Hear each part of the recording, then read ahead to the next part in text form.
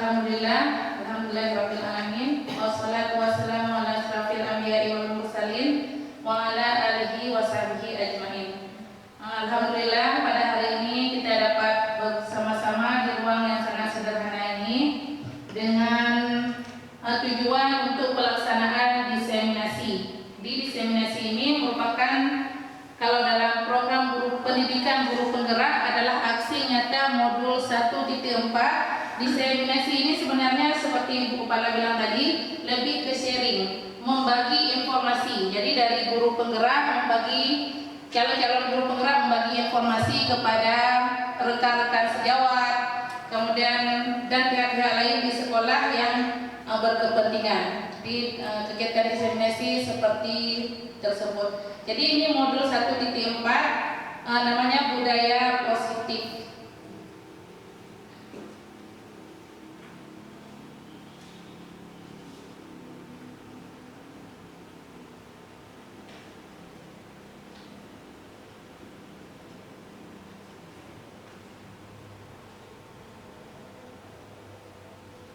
Mungkin nanti akan setelah saya ada juga guru dari sekolah kita yaitu Ibu Rawati juga nanti akan menjadi calon guru penggerak. Kemudian ada juga beberapa guru kita yang juga mengikuti seleksi program guru penggerak. Semoga nanti lulus, mungkin juga akan mengikuti kegiatan seperti ini juga.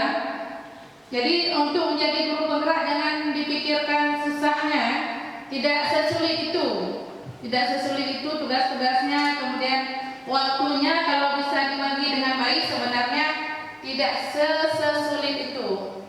Tapi memang kita harus mengorbankan sedikit waktu kita.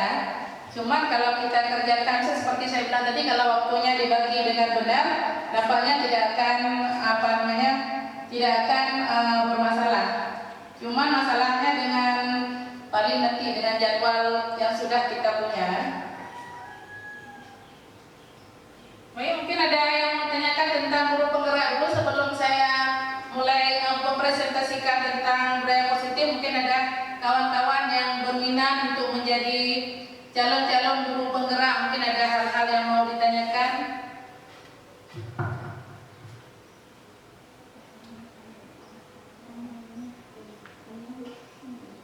Ada kawan-kawan? Ya, baik, silakan Rahmi. Assalamualaikum warahmatullahi wabarakatuh. Waalaikumsalam. Yang ingin saya tanyakan, jadi kalau misalnya kita sudah menjadi guru penggerak, sudah berhasil mengikuti tahap-tahapnya, kemudian ke depannya kita bagaimana? Akan jadi apa? Apakah tetap menjadi guru dengan ada sertifikat tertentu, ataukah menjadi kepala sekolah, atau bagaimana? Sekian, terima kasih.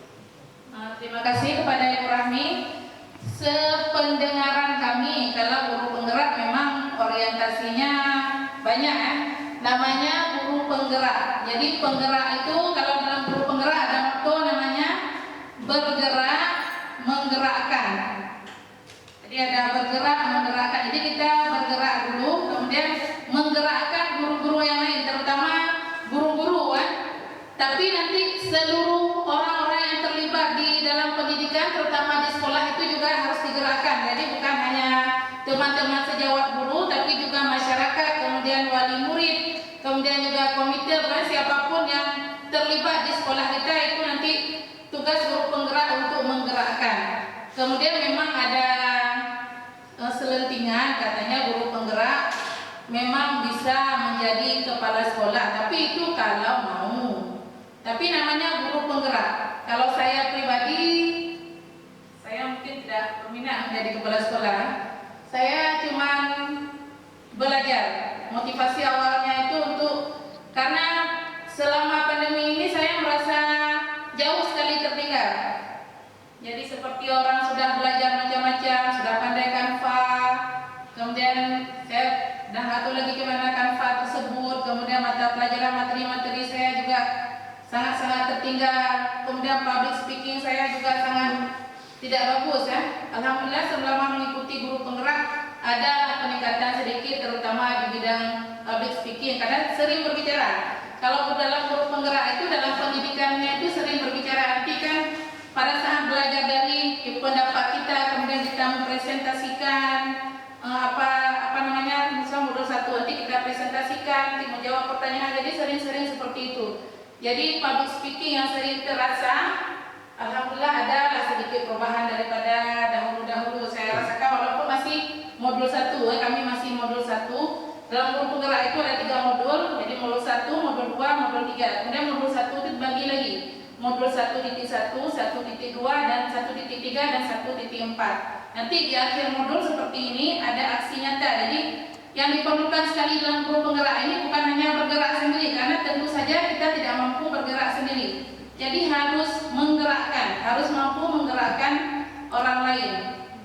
Terutama apa yang sudah kita pelajari dalam guru penggerak ini nanti kita informasikan kepada kawan-kawan lainnya. Saya merasakan banyak sekali hal-hal yang tidak saya mengerti ya. Contohnya seperti di modul 1 kita sering mendengar Ing Arso Sang Tulodo, Ing Mario Mamengkarso. Cuman sekedar saja itu Kurian Dayani. Apa itu Kurian Dayani anak itu?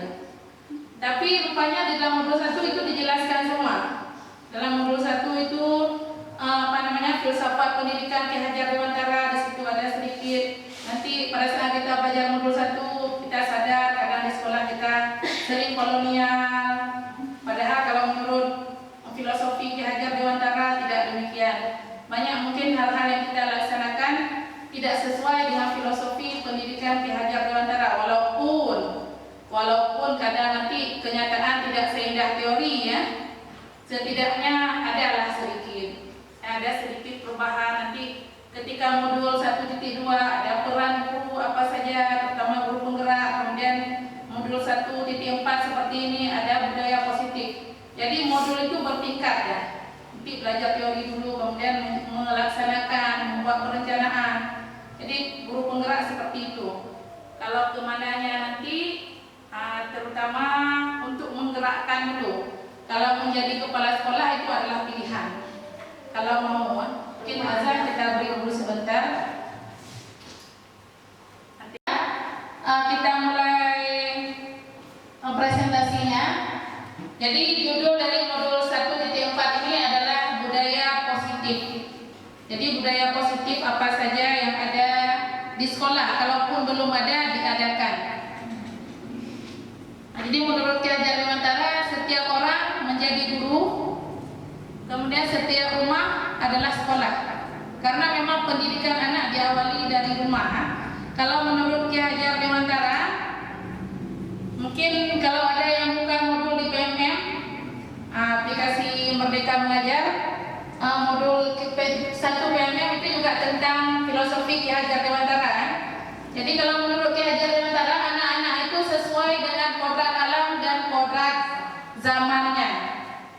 Jadi masing-masing anak itu berbeda. Kita guru harus mengerti bahwa anak itu berbeda. Katanya kalau petani, misalnya mereka menanam kacang tanah, menanam padi, kemudian menanam kacang panjang. Setiap dari tanaman tersebut tadi mereka tidak bisa disamakan. Misalnya padi tidak bisa kita tanam seperti kacang kedelai, karena padi dan kacang kedelai itu berbeda. Kalau tidak kita bedakan, kita sama-samakan padi dan kacang kedelai, mereka itu tidak akan tumbuh dengan sempurna. Begitu juga dengan anak-anak kita. Jadi perlu sekali kita melihat perbedaan pada anak. Seperti misalnya saya mengajar mata pelajaran kimia, saya itu harus sadar kalau tidak semua anak itu akan mampu mengerti mata pelajaran kimia. Jadi kalau kita tidak menyadari bahwa setiap anak itu berbeda, misalnya seperti tadi ada seperti anak kita Eka, dia mampu sekali dalam bidang olahraga, tapi mungkin kalau dalam pelajaran kimia agak bukan tidak mampu, tapi mungkin kurang keminatnya sedikit sehingga nilai belajarnya juga kurang. Jadi itu tidak bisa juga kita pandang sebelah mata, karena seperti Ki Hajar Dewantara bilang tadi bahwa setiap anak itu berbeda. Mereka sesuai dengan kodrat alam dan kodrat zamannya. Jadi tinggal di mana, kemudian keadaan keluarga bagaimana, ekonomi bagaimana, itu akan mempengaruhi dari si anak tersebut. Jadi penting sekali menyadari bahwa anak-anak itu sangat berbeda. Kemudian budaya positif ini. Jadi budaya positif itu merupakan suatu pembiasaan yang bernilai positif. Seperti kegiatan yang kita lakukan belakangan ini, kita membuat kegiatan pagi, hari Selasa kita membaca Asmaul Husna, kemudian hari Rabu kita membuat tahsin Al-Quran, Kamis ada gotong royong, kemudian hari Sabtu kita buat senam. Itu termasuk budaya positif. Jadi yang bernilai positif bukan hanya bagi siswa, tetapi juga bagi guru, bagi sekolah terutama. Karena kalau siswa baik, guru baik, sekolah pun akan Jadi budaya positif itu dibiasakan di lingkungan sekolah. Misalnya kalau seperti ada sekolah-sekolah yang membuat kegiatan pagi itu bersalam-salaman dengan guru dulu, begitu sampai di sekolah kemudian ada namanya senyum, sapa, salam, ada 3S. Jadi ada kegiatan senyum, sapa, kemudian bersalaman dengan guru, bersalaman juga dengan kawan-kawannya ketika berjumpa. Jadi macam-macam di sekolah diterapkan. Budaya positif ini bermacam-macam. Budaya positif ini tidak akan terbentuk tanpa adanya disiplin positif. Jadi ada disiplin positif, ada disiplin negatif juga. Kalau disiplin positif itu biasanya berasal dari diri sendiri. Tapi kalau disiplin negatif itu bisa berasal dari ketakutan-ketakutan. Misalnya ketakutan akan hukuman, ketakutan akan sanksi, macam-macam. Bisa ada penurunan nilai, macam-macam. Nah, kemudian ada teori kontrol. Kalau menurut Dr. William Glasser dalam kontrol teori, bahwa manusia itu sebenarnya mengendalikan dirinya sendiri. Manusia sebenarnya itu tidak dikendalikan orang lain. Manusia itu dia mengendalikan diri sendiri. Kalau dia sedang dikendalikan oleh orang lain, berarti ia sedang mau dikontrol. Dan manusia itu tidak selamanya mau dikontrol. Misalnya anak-anak kita kontrol dengan hukuman misalnya. Ini kalau tidak mengerjakan PR, lari keliling lapangan misalnya.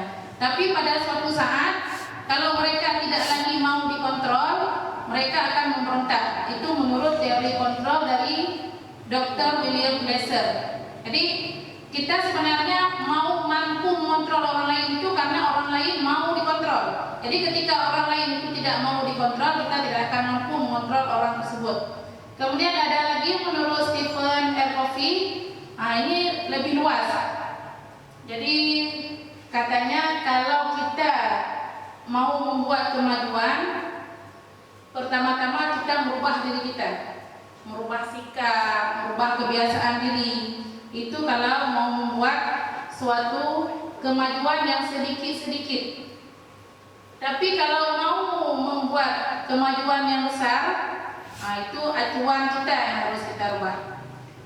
Seperti orang bilang, ada yang mau merubah cuma sampai desa saja, tapi ada orang yang mau mengubah satu kabupaten, ada lagi orang yang akan merubah satu provinsi, ada orang yang ingin merubah satu negara, tapi ada juga orang yang akan merubah satu dunia. Ada misalnya orang membuat berbagai macam teknologi seperti sekarang media sosial, itu bahkan bisa merubah bukan hanya satu kampung ataupun satu kabupaten. Mereka bisa mengubah seluruh dunia, bisa membuat kebiasaan-kebiasaan. Seringnya bukan kebiasaan baik ya, kadang-kadang kebiasaan tidak baik. Nah ini yang mungkin perlu sekali kita ketahui. Saya sebelum belajar modul 1.4 ini saya juga tidak mengerti bahwa tidak mampu mengontrol orang lain, tapi karena orang lain kita kontrol orang lain karena sedang mau dikontrol. Karena sebagai guru kita kan sering ambil itu, mereka ambil. Kita menganggap itu mereka sedang kita kontrol kan? Padahal itu mereka sedang kita kontrol karena sedang mau dikontrol. Nah ini dia miskonsepsi tentang kontrol. Yang pertama, ilusi mengontrol murid.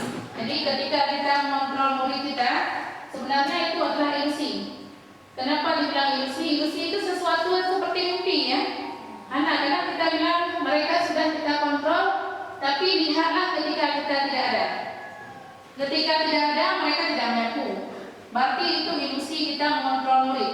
Hanya berlaku jika kita ada di depan mereka. Itu belum menjadi karakter. Kalau itu belum menjadi karakter, berarti itu masih sebagai ilusi. Ilusi saja mereka. Kita kontrol misalnya menyapu, rajin menyiram bunga. Itu kalau kita berdiri sebagai mandor di depan. Begitu mandornya hilang, dengan pekerja pun menghilang. Berarti itu kita masih ilusi ya, belum mampu mengontrol. Kemudian ilusi bahwa semua penguatan efektif itu bermanfaat. Ada penguatan-penguatan seperti bujukan, buatlah PR. Kadang-kadang kita pikir dengan membujuk, dengan mereka sudah mau melakukan, tetapi itu menjadi enggak karakter.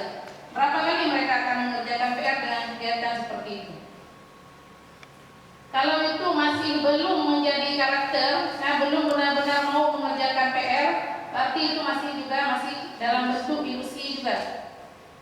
Kemudian ilusi bahwa kritik dan membuat orang lain merasa bersalah itu dapat menguatkan karakter. Kita kan sering bilang misalnya, ini saya misalnya, Habib menghanap DPR, tidak mengerjakan PR, tidak mengerjakan PR, apakah itu baik untuk Anda? Nah, kan sering seperti itu, nanti kita buat seolah-olah mereka sudah sangat bersalah karena tidak mengerjakan PR. Nah, itu juga ilusi bahwa bisa membuat mereka merasa bersalah.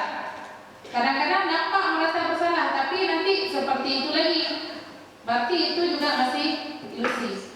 Kemudian ilusi bahwa ini sering ya sebagai orang dewasa, bahwa orang dewasa itu dapat memaksakan kehendak. Nah, ini kan kita sebagai orang dewasa kadang-kadang mau orang-orang di bawah kita itu mengerjakan sesuai dengan kemauan kita. Apalagi terhadap anak-anak didik kita, ini kalian harus buat seperti ini harus seperti ini. Nah, itu juga merupakan suatu ilusi yang memaksa. Kadang-kadang orang dewasa tidak sadar memaksa. Cuman begini juga, kadang-kadang tidak ada pilihan lain selain memaksa. Karena kalau kata Ki Hajar Dewantara, berdisiplin itu berasal dari diri sendiri. Tapi kalau tidak mampu menumbuhkan dari diri sendiri, harus ditumbuhkan oleh orang di luar kita. Kadang-kadang walaupun teori ilusi tidak mampu berdiri, mungkin memaksa berdiri ya. Nah, kemudian ini perubahan ini berdasarkan teori kontrol, ada stimulus respon tentang dunia, kemudian ada teori kontrol tentang dunia. Jadi kalau menurut stimulus respon, katanya kenyataannya kebutuhan kita sama. Jadi disamakan, kebutuhan setiap orang itu disamakan. Tapi kalau menurut teori kontrol tentang dunia, kebutuhan setiap orang itu tidak sama. Jadi berbeda-beda. Kebutuhan setiap orang itu ada perbedaannya. Kemudian setiap orang melihat hal yang sama. Tapi kalau menurut teori kontrol tidak, setiap orang itu tidak melihat hal yang sama. Gambarannya berbeda-beda.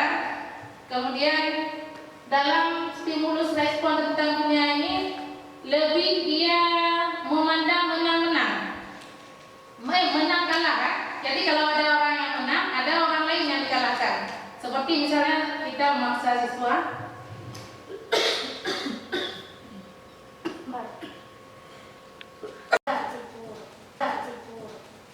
kembali tadi stimulus respon tentang dunia itu ada orang yang menang, ada yang kalah. Misalnya seperti hubungan kita dengan murid, ketika kita memaksa siswa, kita menganggap diri kita menang dan siswa yang kalah.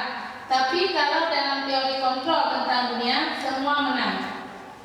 Karena di sana tidak ada, kalau menurut teori tidak ada pemaksaan, kemudian tidak ada juga kontrol-mengontrol.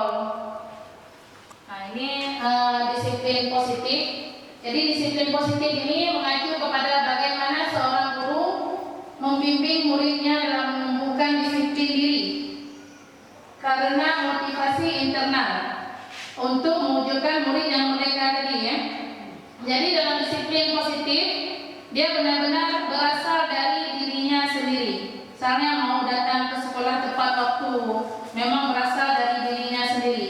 Kemudian mau mengerjakan PR dengan benar, selalu mengerjakan PR, hadir di sekolah, itu berasal dari dirinya sendiri. Tapi mungkin hari ini kita lihat berapa orang yang mempunyai disiplin positif.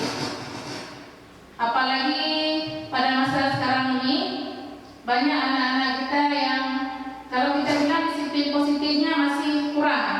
Jadi mungkin disitulah perlu pembimbingan kalau tidak mampu menumbuhkan disiplin pada dirinya sendiri, tidak mempunyai disiplin, tidak mempunyai motivasi internal, dia dibutuhkan motivasi eksternal, terutama dari orang tua di rumah, kemudian dari kita guru-gurunya. Nah, ini disiplin diri. Jadi kalau kata Ki Hajar Dewantara, di mana ada kemerdekaan, maka disiplin harus ada. Harus ada, bahkan harus kuat. Bukan hanya sekedar disiplin, tetapi harus kuat. Disiplin ini sangat penting. Oke, kalau kita lihat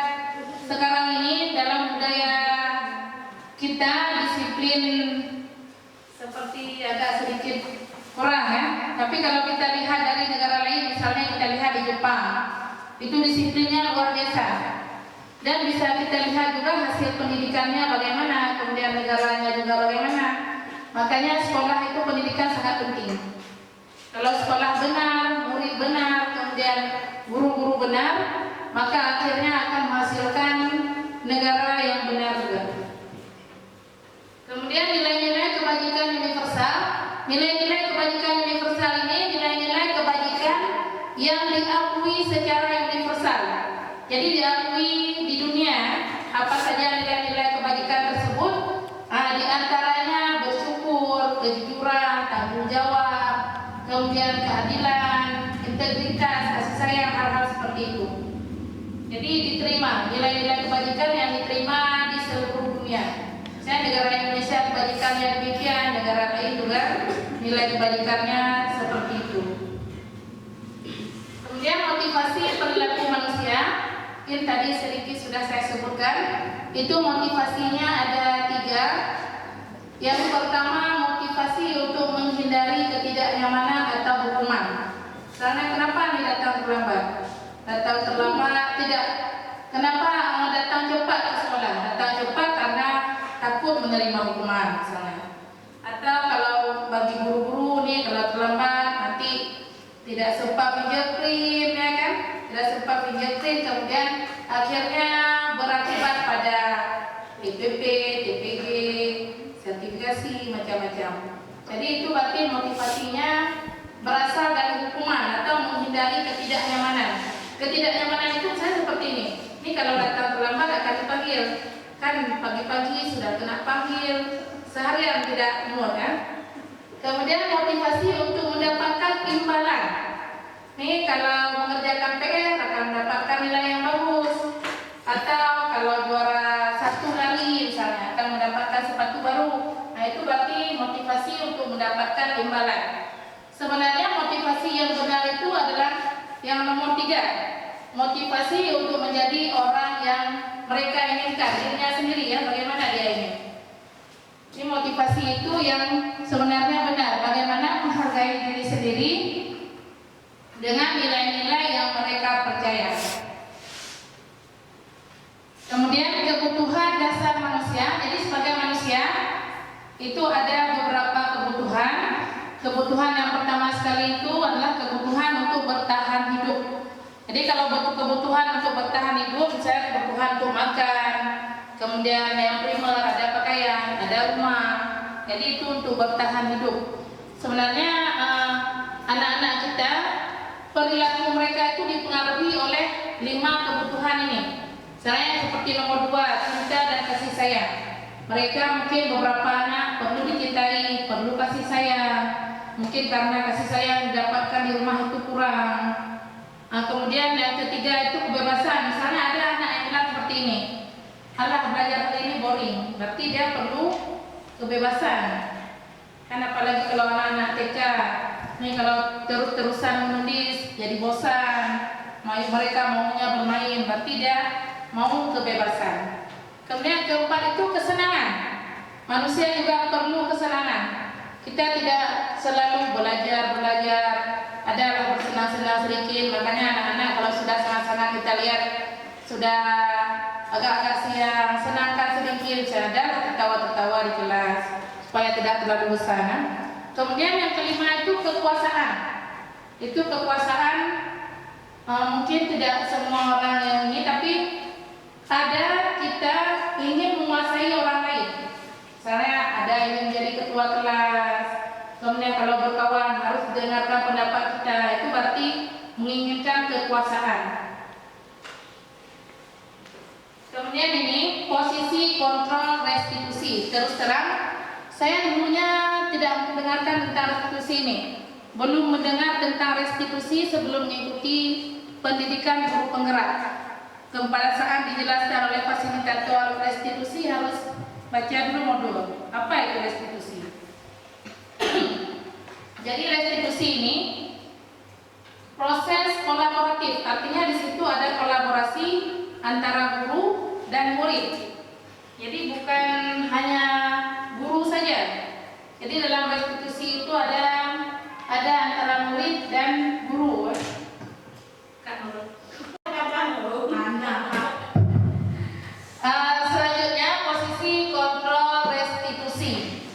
Jadi restitusi ini merupakan proses kolaboratif. Jadi dalam menyelesaikan permasalahan, jadi ada restitusi namanya. Restitusi ini berbeda dengan hukuman. Jadi dalam restitusi itu untuk menebus kesalahan, katanya untuk menebus kesalahan, tapi ada belajar dari kesalahan tersebut. Kemudian bedanya lagi, restitusi ini dapat memperbaiki hubungan. Kemudian merupakan suatu tawaran, bukan paksaan. Kemudian di dalam restitusi juga melihat ke dalam diri, kemudian melihat lagi yang tadi kebutuhan dasar manusia. Jadi semua dalam restitusi ini diperhatikan. Saya juga dalam restitusi ini masih baru, masih gara-gara ikut pendidikan guru penggerak ini, baru mengetahui tentang restitusi ini. Kalau dulu tidak tahu pun bahwa ada yang namanya restitusi, karena mungkin itu tadi kurang belajar, kurang membaca, kemudian sibuk dengan diri sendiri, ya sudah yang lain ditinggalkan. Nah, ini ada segitiga restitusi. Jadi yang pertama itu kalau dalam segitiga restitusi itu ada menanyakan keyakinan. Kemudian ada validasi tindakan yang salah, ada menstabilkan identitas.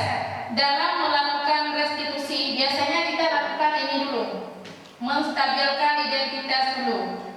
Jadi misalnya anak-anak salahnya apa? Mereka seperti tidak memasukkan baju ke dalam atau memakai sepatu yang warna putih atau bahkan memakai sendal, itu kita harus stabilkan dulu identitasnya.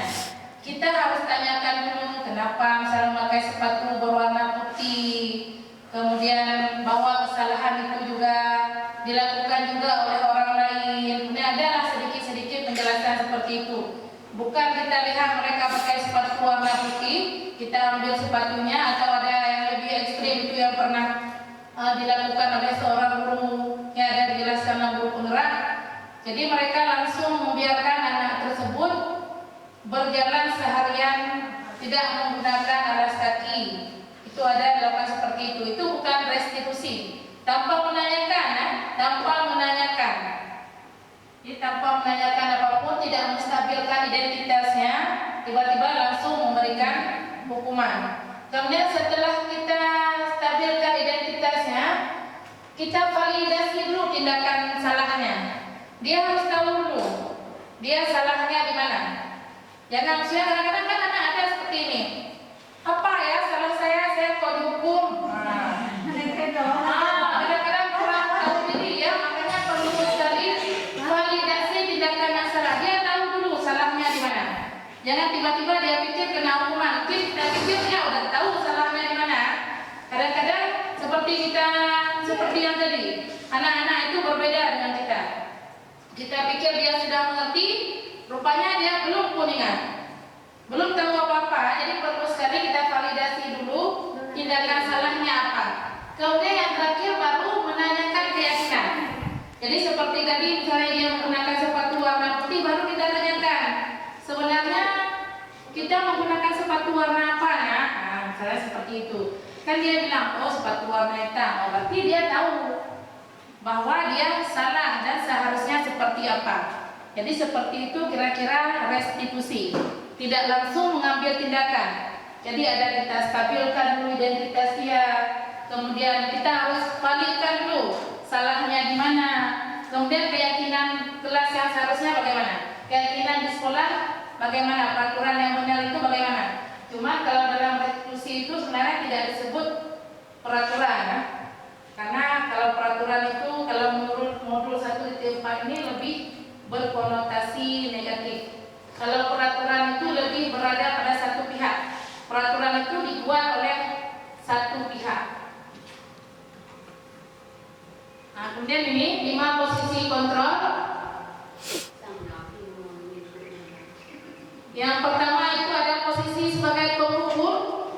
Kalau penghukum ini dia memang agak keras. Penghukum itu agak keras, datang kenapa pakai sepatu hitam langsung hukuman. Itu penghukum. Tidak ada validasi, kemudian tidak ada keyakinan tadi, langsung dihukum.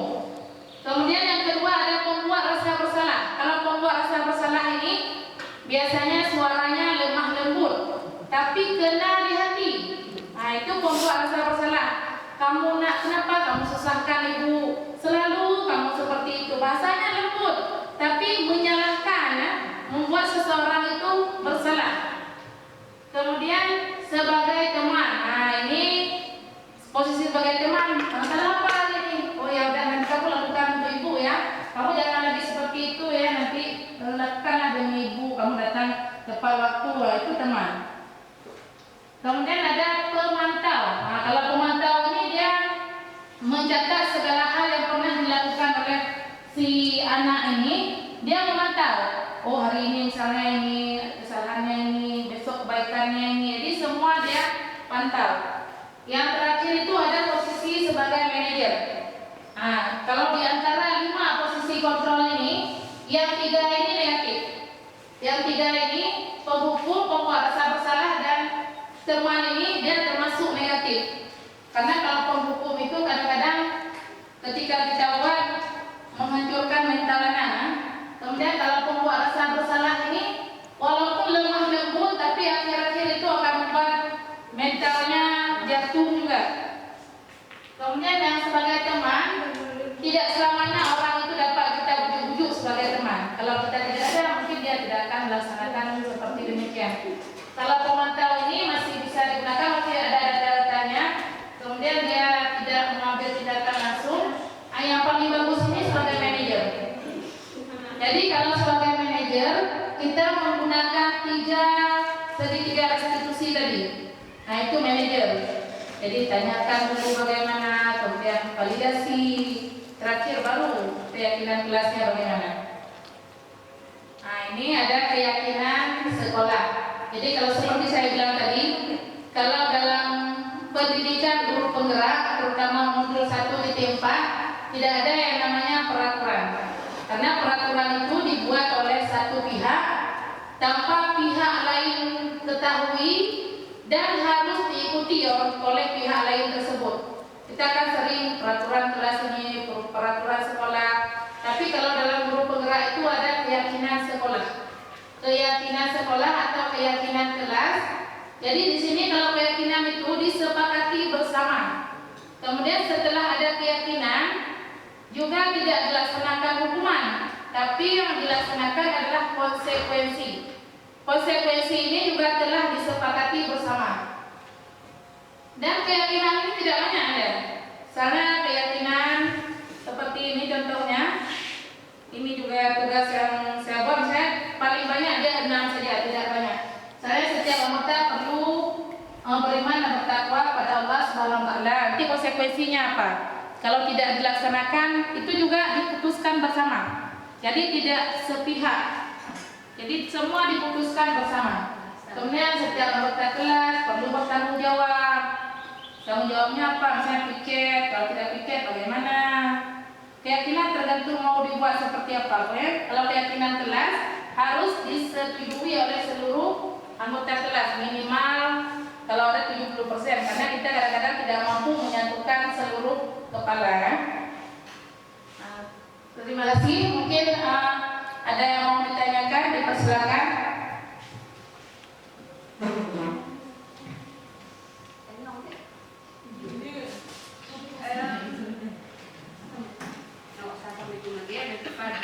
Dari penjelasan tadi kan yang sedikit mengganjal ini kayak peraturan, mungkin kayaknya bahasanya saja kalau kita kan kayak tadi bilang keyakinan kelas atau keyakinan sekolah, sedangkan kayak ini contoh saya di kesiswaan kan banyak aturan ceritanya, jadi sedangkan aturan itu kan negatif kan, kakuno berarti ya.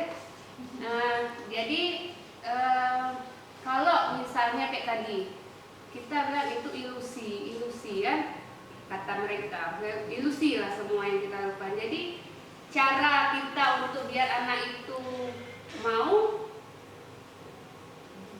gimana kan, ada anak yang memang kadang kita sentuh sedikit saja dia sudah paham, ada anak udah kita sentuh kita belah juga nggak ngerti juga, ada anak yang memang harus maksudnya dengan kekerasan dan istilahnya harus to the point kan baru paham.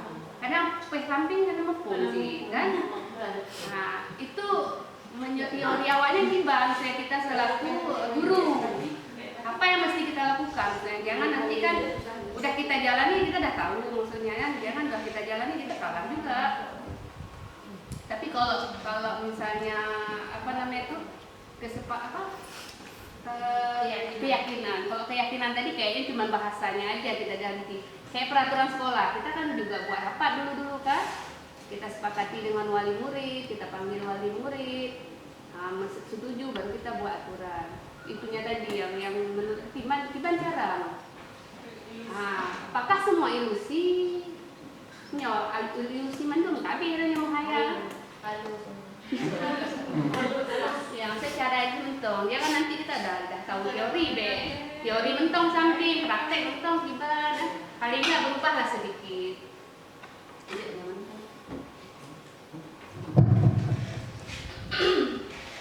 Baiklah, terima kasih kepada Ibu Sulastri dari Sona yang sudah menanyakan tadi. Memang kalau berhadapan dengan kenyataan, kadang-kadang suka-suka senanglah kita menjalankannya. Katanya ini ilusi, yang itu ilusi, positif kontrol ini negatif, yang itu yang positif. Yang pertama, kalau menurut saya sendiri, pertama kita jalankanlah sesuai ini dulu. Misalnya kita tanyakan dulu baik-baik sekali 2 kali ya. Kalau tidak jalan sekali 2 kali itu kita restitusi misalnya. Pertama kita restitusi dulu, validasi tindakannya, kita baik-baikin dulu, sesuailah dengan filosofi pendidikan Ki Hajar Dewantara yang telah kita pelajari tadi. Tapi kalau hal itu tidak mempan, karena kembali lagi setiap anak itu berbeda, seperti Bu Sona bilang tadi, ada anak-anak yang kadang memang tidak perlu direstitusi, tidak perlu juga dihukum, karena mereka sudah ada pada diri mereka sendiri itu sudah terbentuk karakter, mereka sudah ada disiplin positif yang motivasinya adalah motivasi internal dari dirinya.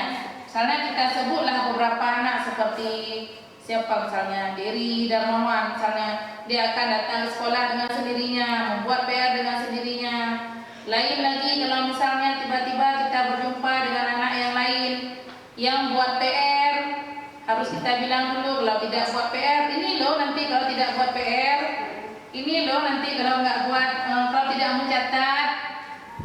Kadang-kadang kalau kita berhadapan dengan kenyataan yang seperti itu, lakukan baik-baik dulu, barang sekali, 2 kali, 3 kali lah kita bilang banyak. Kalau 3 kali tersebut tidak berhasil, kembali lagi kepada pendapat Ki Hajar Dewantara tadi. Kalau disiplin seseorang tidak tumbuh secara internal pada dirinya, maka perlu pihak lain untuk melakukan disiplin tersebut. Cuma juga harus dengan cara-cara yang baik juga. Misalnya kalaupun hukum, setidaknya tidak merusak mental anak. Dan kita juga harus tahu kebutuhan anak yang 5 tadi. Kita harus tahu juga karakter anak. Misalnya si A, dia memang agak berperasaan sedikit. Jangan kita sentuh perasaannya. Jangan kita samakan si A dengan si B. Kalau si B kadang-kadang kita hukum naik ke pohon pisang, oke, ada masalah. Besok dia masih oke lah, ada masalah. Tapi ada anak yang lain, kita hukum begini, dia tiba-tiba down, besoknya sudah tidak sekolah. Jadi dalam melaksanakan, walaupun tadi banyak ilusi-ilusi, melaksanakan itu kita harus pahami dulu karakter anak, pahami dulu kebutuhan anak. Mungkin kalau kita sebagai guru memahami karakter, memahami kebutuhan anak bukan sesuatu yang sangat-sangat sulit ya, karena setiap hari kita berjumpa dengan anak tersebut. Jadi kita harus tahu dulu bagaimana anak tersebut di rumah. Bisa nggak dia agak dikerasin sedikit? Karena ada anak lain lagi nanti tidak boleh dikatakan seperti ini. Kalau dikatakan seperti ini dia akan sangat sakit hati. Jadi penting sekali mengetahui karakter anak, penting juga mengetahui kebutuhannya. Kalau anak tersebut perlu kasih sayang, mungkin diberikan sedikit kasih sayang akan berubah. Kalau tidak diberi kasih sayang tidak berubah, minta jalan lain. Nanti harus 1001 jalan. Ada jalan-jalan lain, walaupun ilusi-ilusi tadi. Kembali lagi, kadang-kadang teori tidak seindah kisah nyata. Jadi demikian. Mungkin ada kawan yang mau menambahkan. Ibu.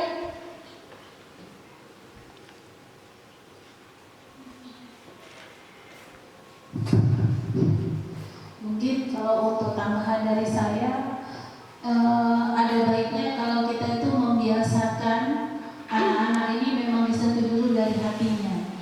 Kalau memang dia tidak bisa melalui hati, baru kita bicarakan lagi dengan tingkat-tingkat yang lebih tinggi lagi. Bagaimana solusi untuk anak tersebut? Jangan langsung kita skakmat. Jadi kalau langsung kita skakmat, oh kamu nih anak nakal, itu tidak baik. Itu bukan sifat-sifat atau budaya baik tadi, budaya positif tadi, seperti melakukan sedikit pendekatan. Mungkin anak ini nakal ada penyebab. Mungkin kayak tadi dibilang Ibu Mutia, kurang kasih sayang, di rumah tidak dapat kasih sayang, disinilah kita kasih sayang. Tapi dengan tanda kutip berbeda, tingkat kasih sayangnya pasti ada bedanya karena ini kan siswa, bukan anak kita sendiri, berbeda dia. Jadi harapan saya budaya positif ini harus kita kembangkan di SMA Negeri 1 Panga. Mulai dari sekarang bolehlah kita memverifikasi dulu Bu ya, kesalahan anak kita itu apa. Jangan langsung kita menjatuhkan mentalnya. Itu harapan dari saya. Sekian, terima kasih. Assalamualaikum warahmatullahi wabarakatuh. Terima kasih kepada Ibu Verti Sandra SPD. Ada lagi mungkin dari kawan-kawan yang mau menanyakan?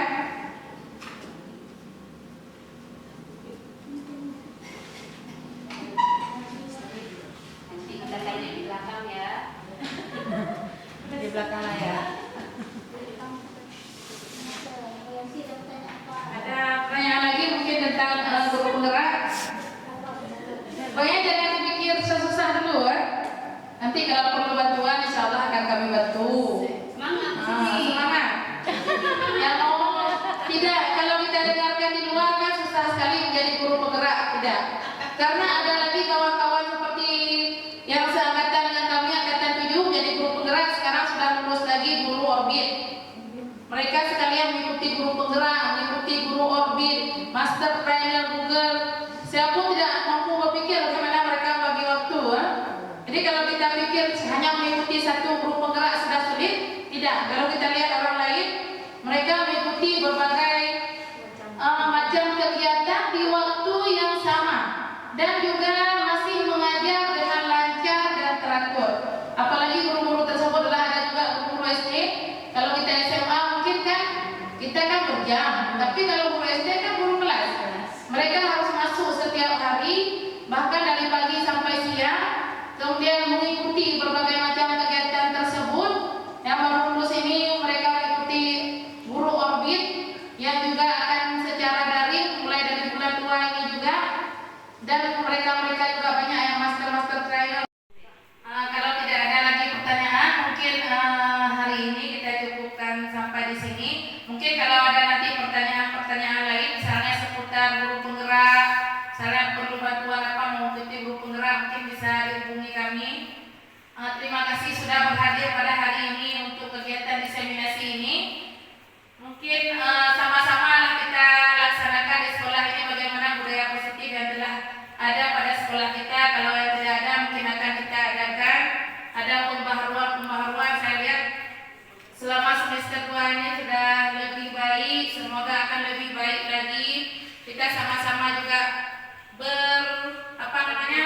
berkontribusi kemudian berbuat baik untuk lebih maju ke depannya. Semoga anak-anak kita juga menjadi siswa-siswa yang berakhlak mulia, lebih baik juga. Dengan kita menjadi baik, anak-anak juga akan menjadi baik ya. Karena guru dan siswa adalah cerminan sekolah. Mungkin itu saja dari saya. Assalamualaikum warahmatullahi wabarakatuh. Kita mulai presentasinya. Jadi judul dari modul 1.4 ini adalah budaya positif. Jadi budaya positif apa saja yang ada di sekolah, kalaupun belum ada diadakan. Jadi menurut Ki Hajar Dewantara, setiap orang menjadi guru, kemudian setiap rumah adalah sekolah. Karena memang pendidikan anak diawali dari rumah. Kalau menurut Ki Hajar Dewantara, mungkin kalau ada yang buka modul di PMM, aplikasi Merdeka Mengajar, modul satu PMM itu juga tentang filosofi Ki Hajar Dewantara. Jadi kalau menurut Ki Hajar Dewantara, anak-anak itu sesuai dengan kodrat alam dan kodrat zamannya. Jadi masing-masing anak itu berbeda. Kita guru harus mengerti bahwa anak itu berbeda. Katanya kalau petani, misalnya mereka menanam kacang tanah, menanam padi, kemudian menanam kacang panjang. Setiap dari tanaman tersebut tadi mereka tidak bisa disamakan. Misalnya padi tidak bisa kita tanam seperti kacang kedelai, karena padi dan kacang kedelai itu berbeda. Kalau tidak kita bedakan, kita sama-samakan padi dan kacang kedelai, mereka itu tidak akan tumbuh dengan sempurna. Begitu juga dengan anak-anak kita. Jadi perlu sekali kita melihat perbedaan pada anak. Seperti misalnya saya mengajar mata pelajaran kimia, saya itu harus sadar kalau tidak semua anak itu akan mampu mengerti mata pelajaran kimia. Jadi kalau kita tidak menyadari bahwa setiap anak itu berbeda, misalnya seperti tadi ada seperti anak kita Eka, dia mampu sekali dalam bidang olahraga, tapi mungkin kalau dalam pelajaran kimia agak bukan tidak mampu, tapi mungkin kurang keminatnya sedikit sehingga nilai belajarnya juga kurang. Jadi itu tidak bisa juga kita pandang sebelah mata, karena seperti Ki Hajar Dewantara bilang tadi bahwa setiap anak itu berbeda. Mereka sesuai dengan kodrat alam dan kodrat zamannya. Jadi tinggal di mana, kemudian keadaan keluarga bagaimana, ekonomi bagaimana, itu akan mempengaruhi dari si anak tersebut. Jadi penting sekali menyadari bahwa anak-anak itu sangat berbeda. Kemudian budaya positif ini, jadi budaya positif itu merupakan suatu pembiasaan yang bernilai positif. Seperti kegiatan yang kita lakukan belakangan ini, kita membuat kegiatan pagi, hari Selasa kita membaca Asmaul Husna, kemudian hari Rabu kita membuat tahsin Al-Quran, Kamis ada gotong royong, kemudian hari Sabtu kita buat senam. Nah, itu termasuk budaya positif. Jadi yang bernilai positif bukan hanya bagi siswa, tetapi juga bagi guru, bagi sekolah terutama.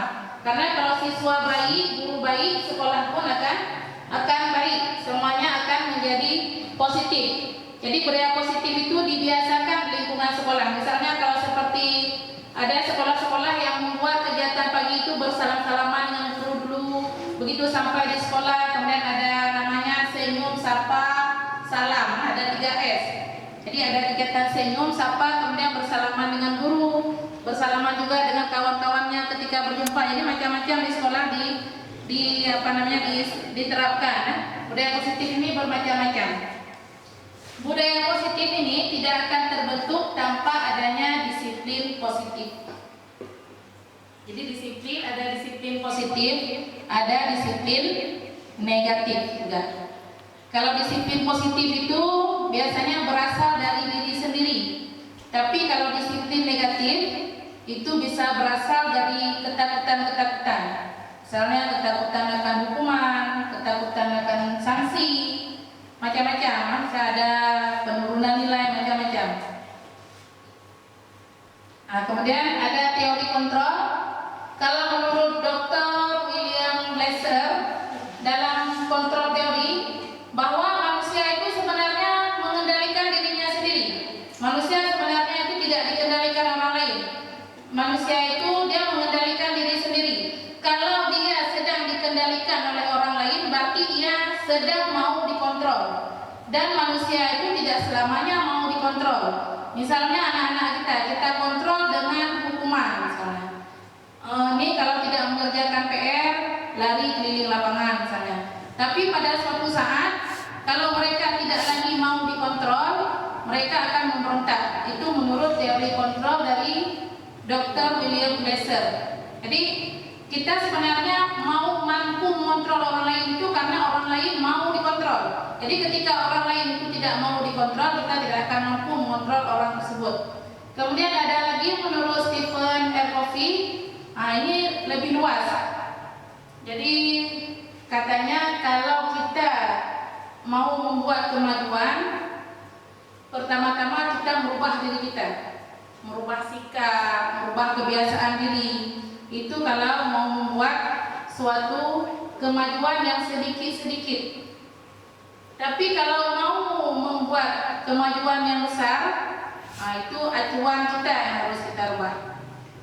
Seperti orang bilang, ada yang mau merubah cuma sampai desa saja, tapi ada orang yang mau mengubah satu kabupaten, ada lagi orang yang akan merubah satu provinsi, ada orang yang ingin merubah satu negara, tapi ada juga orang yang akan merubah satu dunia. Ada misalnya orang membuat berbagai macam teknologi seperti sekarang media sosial, itu bahkan bisa merubah bukan hanya satu kampung ataupun satu kabupaten. Mereka bisa mengubah seluruh dunia, bisa membuat kebiasaan-kebiasaan. Seringnya bukan kebiasaan baik ya, kadang-kadang kebiasaan tidak baik. Nah, ini yang mungkin perlu sekali kita ketahui. Saya sebelum belajar modul 1.4 ini saya juga tidak mengerti bahwa tidak mampu mengontrol orang lain, tapi karena orang lain kita kontrol orang lain karena sedang mau dikontrol. Karena sebagai guru kita kan sering ambil itu, mereka ambil. Kita menganggap itu mereka sedang kita kontrol kan? Padahal itu mereka sedang kita kontrol karena sedang mau dikontrol. Nah, ini dia miskonsepsi tentang kontrol. Yang pertama, ilusi mengontrol murid. Jadi ketika kita mengontrol murid kita, sebenarnya itu adalah ilusi. Kenapa dibilang ilusi? Ilusi itu sesuatu yang seperti mimpi ya. Kadang kita bilang mereka sedang kita kontrol, tapi lihatlah ketika kita tidak ada. Ketika tidak ada, mereka tidak mampu. Berarti itu ilusi kita mengontrol murid.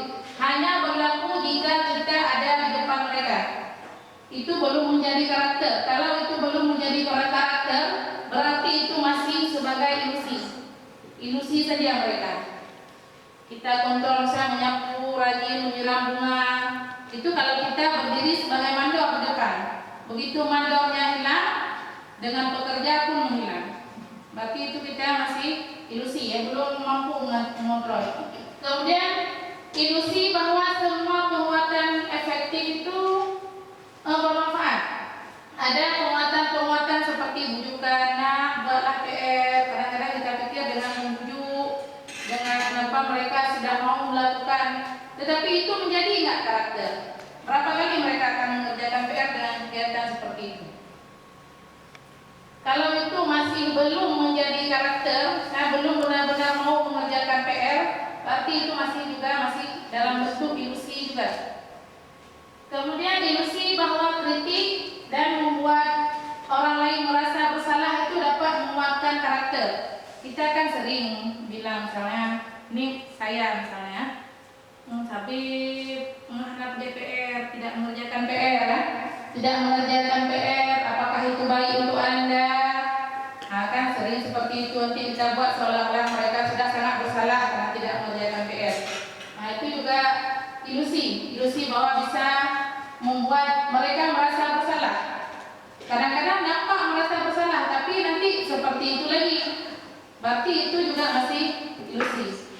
Kemudian ilusi bahwa ini sering ya sebagai orang dewasa, bahwa orang dewasa itu dapat memaksakan kehendak. Nah, ini kan kita sebagai orang dewasa kadang-kadang mau orang-orang di bawah kita itu mengerjakan sesuai dengan kemauan kita. Apalagi terhadap anak-anak didik kita, ini kalian harus buat seperti ini harus seperti ini. Nah, itu juga merupakan suatu ilusi yang memaksa. Kadang-kadang orang dewasa tidak sadar memaksa. Cuman begini juga, kadang-kadang tidak ada pilihan lain selain memaksa. Karena kalau kata Ki Haji Abdul Basara, berdisiplin itu berasal dari diri sendiri. Tapi kalau tidak mampu menumbuhkan dari diri sendiri, harus ditumbuhkan oleh orang di luar kita. Kadang-kadang walaupun teori ilusi tidak mampu berdiri, mungkin memaksa berdiri ya. Nah, kemudian ini perubahan ini berdasarkan teori kontrol, ada stimulus respon tentang dunia, kemudian ada teori kontrol tentang dunia. Jadi kalau menurut stimulus respon, katanya kenyataannya kebutuhan kita sama. Jadi disamakan kebutuhan setiap orang itu disamakan. Tapi kalau menurut teori kontrol tentang dunia, kebutuhan setiap orang itu tidak sama. Jadi berbeda-beda. Kebutuhan setiap orang itu ada perbedaannya. Kemudian setiap orang melihat hal yang sama. Tapi kalau menurut teori kontrol tidak, setiap orang itu tidak melihat hal yang sama, gambarannya berbeda-beda. Kemudian dalam stimulus respon tentang dunia ini lebih dia memandang menang-menang, menang kalah. Jadi kalau ada orang yang menang, ada orang lain yang dikalahkan. Seperti misalnya kita memaksa siswa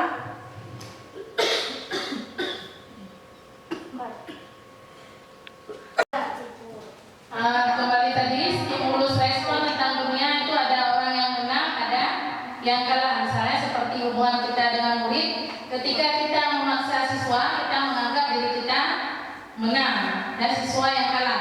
Tapi kalau dalam teori kontrol tentang dunia, semua menang. Karena di sana tidak ada, kalau menurut teori tidak ada pemaksaan, kemudian tidak ada juga kontrol-mengontrol. Nah ini disiplin positif. Jadi disiplin positif ini mengacu kepada bagaimana seorang guru membimbing muridnya dalam menumbuhkan disiplin diri karena motivasi internal untuk mewujudkan murid yang merdeka tadi ya. Jadi dalam disiplin positif dia benar-benar berasal dari dirinya sendiri. Misalnya mau datang ke sekolah tepat waktu, memang berasal dari dirinya sendiri. Kemudian mau mengerjakan PR dengan benar, selalu mengerjakan PR, hadir di sekolah, itu berasal dari dirinya sendiri. Tapi mungkin hari ini kita lihat berapa orang yang mempunyai disiplin positif. Apalagi pada masa sekarang ini banyak anak-anak kita yang kalau kita bilang disiplin positifnya masih kurang. Jadi mungkin disitulah perlu pembimbingan. Kalau tidak mampu menumbuhkan disiplin pada dirinya sendiri, tidak mempunyai disiplin, tidak mempunyai motivasi internal, dia dibutuhkan motivasi eksternal, terutama dari orang tua di rumah, kemudian dari kita guru-gurunya. Nah ini disiplin diri. Jadi kalau kata Ki Hajar Dewantara, di mana ada kemerdekaan, maka disiplin harus ada. Bahkan harus kuat, bukan hanya sekedar disiplin, tetapi harus kuat. Disiplin ini sangat penting. Oke, kalau kita lihat sekarang ini dalam budaya kita, disiplin seperti agak sedikit kurang ya. Tapi kalau kita lihat dari negara lain, misalnya kita lihat di Jepang, itu disiplinnya luar biasa. Dan bisa kita lihat juga hasil pendidikannya bagaimana, kemudian negaranya juga bagaimana. Makanya sekolah itu pendidikan sangat penting. Kalau sekolah benar, murid benar, kemudian guru-guru benar, maka akhirnya akan menghasilkan negara yang benar juga. Kemudian nilai-nilai kebajikan universal. Nilai-nilai kebajikan universal ini nilai-nilai kebajikan yang diakui secara universal. Jadi diakui di dunia apa saja nilai-nilai kebajikan tersebut. Di antaranya bersyukur, kejujuran, tanggung jawab, kemudian keadilan, integritas, kasih sayang, hal-hal seperti itu. Jadi diterima nilai-nilai kebajikan yang diterima di seluruh dunia. Misalnya negara Indonesia kebajikannya demikian, negara lain juga nilai kebajikannya seperti itu. Kemudian motivasi perilaku manusia, mungkin tadi sedikit sudah saya sebutkan. Itu motivasinya ada 3. Yang pertama, motivasi untuk menghindari ketidaknyamanan atau hukuman. Karena kenapa nih datang terlambat? Datang terlambat tidak. Kenapa datang cepat ke sekolah? Datang cepat karena takut menerima hukuman misalnya. Atau kalau bagi guru-guru nih kalau terlambat nanti tidak sempat fingerprint ya kan? Tidak sempat fingerprint, kemudian akhirnya berakibat pada DPP, DPG, sertifikasi macam-macam. Jadi itu berarti motivasinya berasal dari hukuman atau menghindari ketidaknyamanan. Ketidaknyamanan itu saya seperti ini. Ini kalau datang terlambat akan dipanggil. Kan pagi-pagi sudah kena panggil, seharian tidak mood kan. Kemudian motivasi untuk mendapatkan imbalan. Nih kalau mengerjakan PR akan mendapatkan nilai yang bagus. Atau kalau juara 1 lagi misalnya akan mendapatkan sepatu baru. Nah itu berarti motivasi untuk mendapatkan imbalan. Sebenarnya motivasi yang benar itu adalah yang nomor 3. Motivasi untuk menjadi orang yang mereka inginkan, dirinya sendiri ya, bagaimana dia ingin. Ini motivasi itu yang sebenarnya benar, bagaimana menghargai diri sendiri dengan nilai-nilai yang mereka percaya. Kemudian kebutuhan dasar manusia. Jadi sebagai manusia itu ada beberapa kebutuhan. Kebutuhan yang pertama sekali itu adalah kebutuhan untuk bertahan hidup. Jadi kalau kebutuhan untuk bertahan hidup, misalnya kebutuhan untuk makan, kemudian yang primer ada pakaian, ada rumah. Jadi itu untuk bertahan hidup. Sebenarnya anak-anak kita perilaku mereka itu dipengaruhi oleh 5 kebutuhan ini. Misalnya seperti nomor 2, cinta dan kasih sayang. Mereka mungkin beberapa anak perlu dicintai, perlu kasih sayang. Mungkin karena kasih sayang didapatkan di rumah itu kurang. Kemudian yang ketiga itu kebebasan. Misalnya ada anak yang bilang seperti ini, alah belajar hari ini boring, berarti dia perlu kebebasan. Kan apalagi kalau anak-anak TK, nih kalau terus-terusan menulis jadi bosan. Mereka maunya bermain, berarti dia mau kebebasan. Kemudian keempat itu kesenangan. Manusia juga perlu kesenangan. Kita tidak selalu belajar, adalah bersenang-senang sedikit. Makanya anak-anak kalau sudah senang-senang kita lihat sudah agak-agak siang, senangkan sedikit, ada tertawa-tertawa di kelas supaya tidak terlalu bosan. Kemudian yang kelima itu kekuasaan. Itu kekuasaan mungkin tidak semua orang yang ini, tapi ada kita ingin menguasai orang lain. Misalnya ada yang menjadi ketua kelas, kemudian kalau berkawan harus dengarkan pendapat kita, itu berarti menginginkan kekuasaan. Kemudian ini posisi kontrol restitusi. Terus terang, saya dulunya tidak mendengarkan tentang restitusi ini. Belum mendengar tentang restitusi sebelum mengikuti pendidikan guru penggerak. Pada saat dijelaskan oleh fasilitator restitusi harus baca dulu modul. Apa itu restitusi? Jadi restitusi ini proses kolaboratif, artinya di situ ada kolaborasi antara guru dan murid. Jadi bukan hanya guru saja. Jadi dalam restitusi itu ada antara murid dan guru.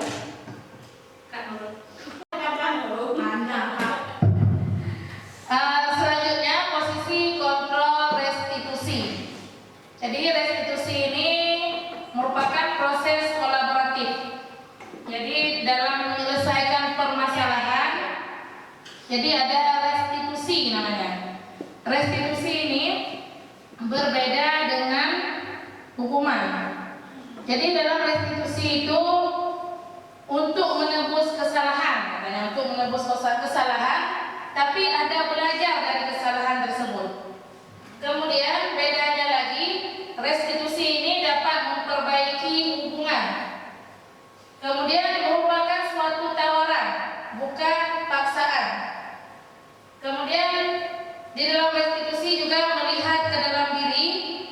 Kemudian melihat lagi yang tadi kebutuhan dasar manusia. Jadi semua dalam restitusi ini diperhatikan.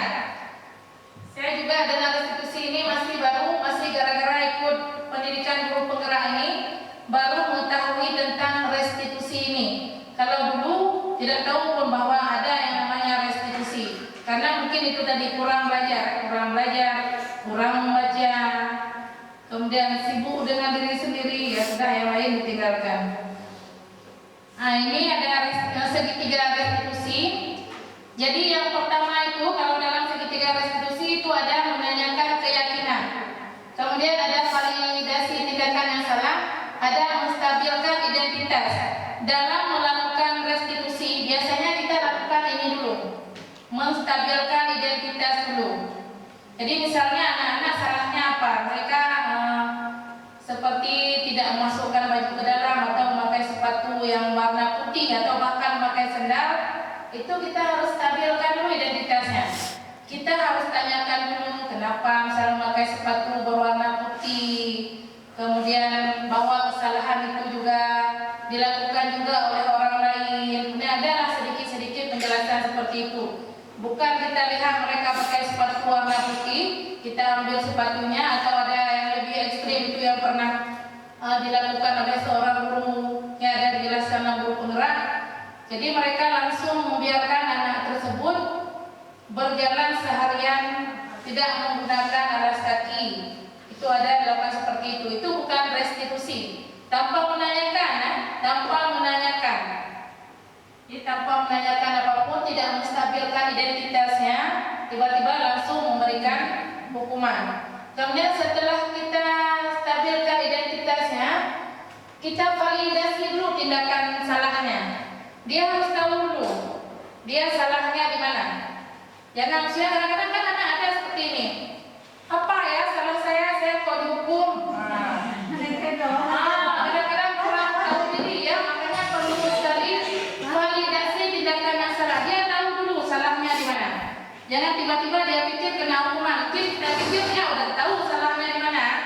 Kadang-kadang seperti yang tadi, anak-anak itu berbeda dengan kita. Kita pikir dia sudah mengerti, rupanya dia belum pun ingat, belum tahu apa-apa. Jadi perlu sekali kita validasi dulu tindakan salahnya apa. Kemudian yang terakhir baru menanyakan keyakinan. Jadi seperti tadi misalnya dia menggunakan sepatu warna putih, baru kita tanyakan sebenarnya kita menggunakan sepatu warna apa ya? Nah, misalnya seperti itu. Kan dia bilang, oh sepatu warna hitam. Oh, berarti dia tahu bahwa dia salah dan seharusnya seperti apa. Jadi seperti itu kira-kira restitusi. Tidak langsung mengambil tindakan. Jadi ada kita stabilkan dulu identitas dia. Kemudian kita harus validkan dulu salahnya di mana. Kemudian keyakinan kelas yang seharusnya bagaimana. Keyakinan di sekolah bagaimana. Peraturan yang benar itu bagaimana.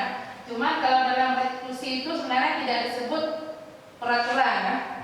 Karena kalau peraturan itu, kalau menurut modul 1 di 4 ini lebih berkonotasi negatif. Kalau peraturan itu lebih berada pada satu pihak. Peraturan itu dibuat oleh satu pihak. Nah, kemudian ini 5 posisi kontrol. Yang pertama itu ada posisi sebagai penghukum. Kalau penghukum ini dia memang agak keras. Penghukum itu agak keras, datang kenapa pakai sepatu hitam langsung hukuman. Itu penghukum. Tidak ada validasi, kemudian tidak ada keyakinan tadi, langsung dihukum. Kemudian yang kedua ada pembuat rasa bersalah. Kalau pembuat rasa bersalah ini biasanya suaranya lemah lembut, tapi kena di hati. Nah, itu pembuat rasa bersalah. Kamu nak kenapa kamu susahkan ibu? Selalu kamu seperti itu. Bahasanya lembut, tapi menyalahkan, ya? Membuat seseorang itu bersalah. Kemudian sebagai teman. Nah, ini posisi sebagai teman. Masalah apa ini? Oh ya udah, nanti kamu lakukan untuk ibu ya. Kamu jangan lagi seperti itu ya. Nanti lakukanlah demi ibu. Kamu datang tepat waktu. Wah, itu teman. Kemudian ada pemantau. Nah, kalau pemantau ini dia mencatat segala hal yang pernah dilakukan oleh si anak ini. Dia memantau. Oh, hari ini misalnya ini kesalahannya ini, besok kebaikannya ini. Jadi semua dia pantau. Yang terakhir itu ada posisi sebagai manajer. Nah, kalau di antara 5 posisi kontrol ini, yang 3 ini negatif. Yang 3 ini penghukum, pembuat rasa bersalah, dan teman ini dia termasuk negatif. Karena kalau penghukum itu kadang-kadang ketika kita buat menghancurkan mental anak. Kemudian kalau pembuat rasa bersalah ini walaupun lemah lembut, tapi akhir-akhir itu akan membuat mentalnya jatuh juga. Kemudian yang sebagai teman, tidak selamanya orang itu dapat kita bujuk-bujuk sebagai teman. Kalau kita tidak ada, mungkin dia tidak akan melaksanakan seperti demikian. Kalau pemantau ini masih bisa digunakan, masih ada data-datanya. Kemudian dia tidak mengambil tindakan langsung. Yang paling bagus ini sebagai manajer. Jadi kalau sebagai manajer kita menggunakan segitiga restitusi tadi. Nah itu manajer. Jadi tanyakan dulu bagaimana, kemudian validasi, terakhir baru keyakinan kelasnya bagaimana. Nah ini ada keyakinan sekolah. Jadi kalau seperti saya bilang tadi, kalau dalam pendidikan guru penggerak, terutama modul 1 IT 4, tidak ada yang namanya peraturan.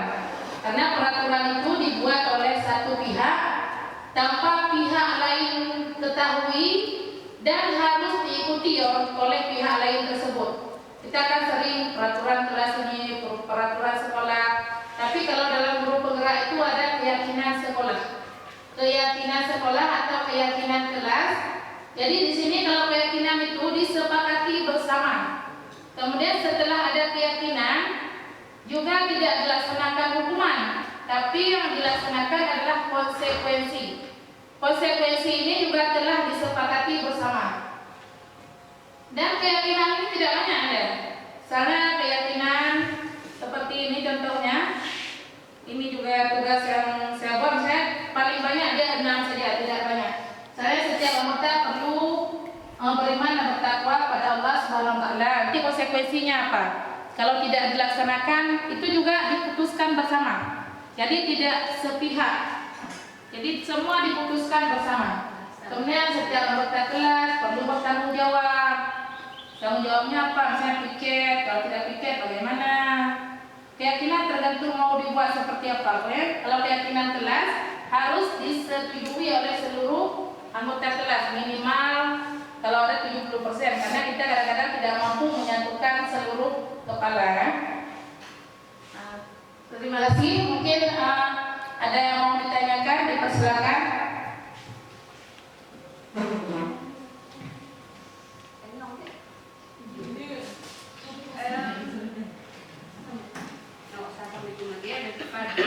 Dari penjelasan tadi kan yang sedikit mengganjal ini kayak peraturan, mungkin kayaknya bahasanya saja kalau kita kan kayak tadi bilang keyakinan kelas atau keyakinan sekolah, sedangkan kayak ini contoh saya di kesiswaan kan banyak aturan ceritanya, jadi sedangkan aturan itu kan negatif kan, tak kenal berarti ya. Jadi kalau misalnya kayak tadi kita bilang itu ilusi kan, kata mereka ilusi lah semua yang kita lakukan. Jadi cara kita untuk biar anak itu mau gimana kan, ada anak yang memang kadang kita sentuh sedikit saja dia sudah paham, ada anak udah kita sentuh kita belah juga nggak ngerti juga, ada anak yang memang harus maksudnya dengan kekerasan dan istilahnya harus to the point kan baru paham. Kadang samping kadang mengkunci kan. Nah itu teori awalnya timbang saya kita selaku guru apa yang mesti kita lakukan. Jangan nanti kan udah kita jalani kita udah tahu maksudnya kan, jangan udah kita jalani kita salah juga. Tapi kalau misalnya apa namanya itu keyakinan. Kalau keyakinan tadi kayaknya cuma bahasanya aja kita ganti. Kayak peraturan sekolah, kita kan juga buat rapat dulu kan. Kita sepakati dengan wali murid, kita panggil wali murid, setuju baru kita buat aturan. Itunya tadi yang menurut tiban cara. Apakah semua ilusi? Ilusi mendung tapi yang menghayal. Yang secara itu mentong, ya kan nanti kita dah tahu teori teori mentong samping, praktek mentong tiba, paling nggak berubahlah sedikit.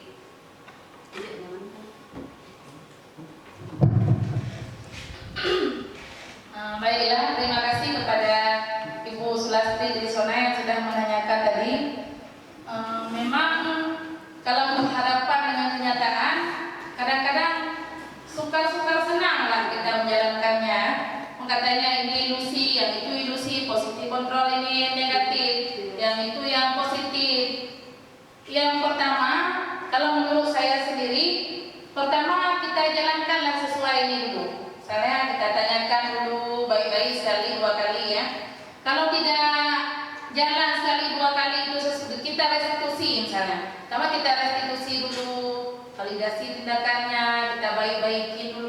sesuailah dengan filosofi pendidikan Ki Hajar Dewantara yang telah kita pelajari tadi. Tapi kalau hal itu tidak mempan, karena kembali lagi setiap anak itu berbeda, seperti Bu Sona bilang tadi, ada anak-anak yang kadang memang tidak perlu direstitusi, tidak perlu juga dihukum, karena mereka sudah ada pada diri mereka sendiri, itu sudah terbentuk karakter. Mereka sudah ada disiplin positif yang motivasinya adalah motivasi internal dari dirinya. Misalnya kita sebutlah beberapa anak seperti siapa, misalnya Dery Darmawan, misalnya dia akan datang ke sekolah dengan sendirinya, membuat PR dengan sendirinya. Lain lagi kalau misalnya tiba-tiba kita berjumpa dengan anak yang lain yang buat PR, harus kita bilang dulu kalau tidak buat PR, ini loh nanti kalau tidak buat PR, ini loh nanti kalau nggak buat, kalau tidak mencatat. Kadang-kadang kalau kita berhadapan dengan kenyataan yang seperti itu, lakukan baik-baik dulu, barang sekali, 2 kali, 3 kali lah kita bilang banyak.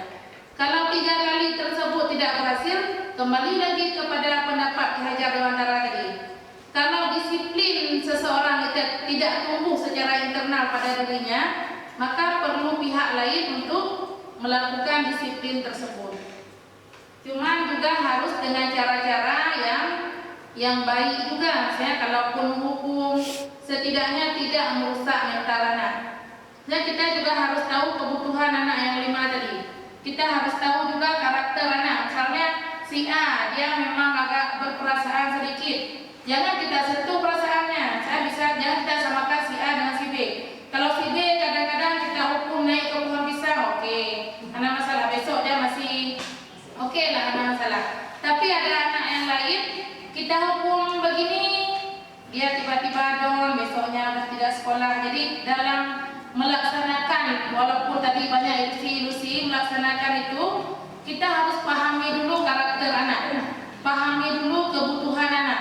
Mungkin kalau kita sebagai guru memahami karakter, memahami kebutuhan anak bukan sesuatu yang sangat-sangat sulit ya, karena setiap hari kita berjumpa dengan anak tersebut. Jadi kita harus tahu dulu bagaimana anak tersebut di rumah. Bisa nggak dia agak dikerasin sedikit, karena ada anak lain lagi nanti tidak boleh dikatakan seperti ini. Kalau dikatakan seperti ini dia akan sangat sakit hati. Jadi penting sekali mengetahui karakter anak, penting juga mengetahui kebutuhannya. Kalau anak tersebut perlu kasih sayang, mungkin diberikan sedikit kasih sayang akan berubah. Nah, kalau tidak diberi kasih sayang tidak berubah, minta jalan lain. Tapi harus 1001 jalan. Ada jalan-jalan lain, walaupun ilusi-ilusi tadi. Kembali lagi, kadang-kadang teori tidak seindah kisah nyata. Jadi demikian. Mungkin ada kawan yang mau menambahkan, ada Ibu?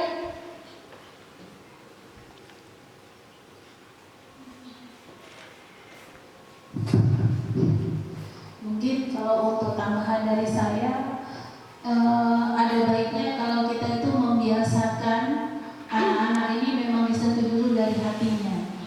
Kalau memang dia tidak bisa melalui hati, baru kita bicarakan lagi dengan tingkat-tingkat yang lebih tinggi lagi. Bagaimana solusi untuk anak tersebut? Jangan langsung kita skakmat. Jadi kalau langsung kita skakmat, oh kamu nih anak nakal, itu tidak baik. Itu bukan sifat-sifat atau budaya baik tadi, budaya positif tadi, seperti melakukan sedikit pendekatan. Mungkin anak ini nakal ada penyebab. Mungkin kayak tadi dibilang Ibu Mutia, kurang kasih sayang, di rumah tidak dapat kasih sayang, disinilah kita kasih sayang. Tapi dengan tanda kutip berbeda tingkat kasih sayangnya, pasti ada bedanya karena ini kan siswa, bukan anak kita sendiri, berbeda dia. Jadi harapan saya budaya positif ini harus kita kembangkan di SMA Negeri 1 Panga. Mulai dari sekarang bolehlah kita memverifikasi dulu Bu ya, kesalahan anak kita itu apa. Jangan langsung kita menjatuhkan mentalnya. Itu harapan dari saya. Sekian, terima kasih. Assalamualaikum warahmatullahi wabarakatuh. Terima kasih kepada Ibu Ferti Sandra SPD.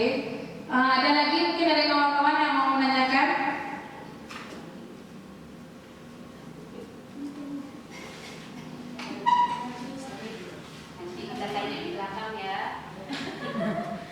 belakang layar. Ada pertanyaan lagi mungkin tentang guru penggerak? Pokoknya jangan dipikir susah-susah dulu ya. Nanti kalau perlu bantuan insya Allah akan kami bantu. Semangat. Semangat. Yang mau tidak, kalau kita dengarkan di luar kan susah sekali menjadi guru penggerak, tidak. Karena ada lagi kawan-kawan seperti yang seangkatan dengan kami angkatan 7 jadi guru penggerak, sekarang sudah lulus lagi guru orbit. Mereka sekalian mengikuti guru penggerak, mengikuti guru orbit, master trainer Google. Saya pun tidak mampu berpikir bagaimana mereka bagi waktu. Jadi kalau kita pikir hanya mengikuti satu guru penggerak sudah sulit, tidak. Kalau kita lihat orang lain, mereka mengikuti berbagai macam kegiatan di waktu yang sama dan juga masih mengajar dengan lancar dan teratur. Apalagi guru-guru tersebut adalah ada juga guru SD. Kalau kita SMA mungkin kan kita kan berjam, tapi kalau guru SD kan guru kelas. Mereka harus masuk setiap hari, bahkan dari pagi sampai siang, kemudian mengikuti berbagai macam kegiatan tersebut. Yang baru lulus ini mereka mengikuti guru orbit yang juga akan secara daring mulai dari bulan 2 ini juga, dan mereka juga banyak yang master trainer. Kalau tidak ada lagi pertanyaan, mungkin hari ini kita cukupkan sampai di sini. Mungkin kalau ada nanti pertanyaan lain, misalnya seputar guru penggerak, misalnya perlu bantuan apa mau mengikuti guru penggerak, mungkin bisa dihubungi kami. Terima kasih sudah berhadir pada hari ini untuk kegiatan diseminasi ini. Mungkin sama-sama lah kita laksanakan di sekolah ini bagaimana budaya positif yang telah ada pada sekolah kita. Kalau yang tidak ada mungkin akan kita adakan. Ada pembaharuan saya lihat selama semester 2 ini sudah lebih baik. Semoga akan lebih baik lagi. Kita sama-sama juga berkontribusi kemudian berbuat baik untuk lebih maju ke depannya. Semoga anak-anak kita juga menjadi siswa-siswa yang berakhlak mulia, lebih baik juga. Oke, dengan kita menjadi baik, anak-anak juga akan menjadi baik ya. Karena guru dan siswa adalah cerminan sekolah. Mungkin itu saja.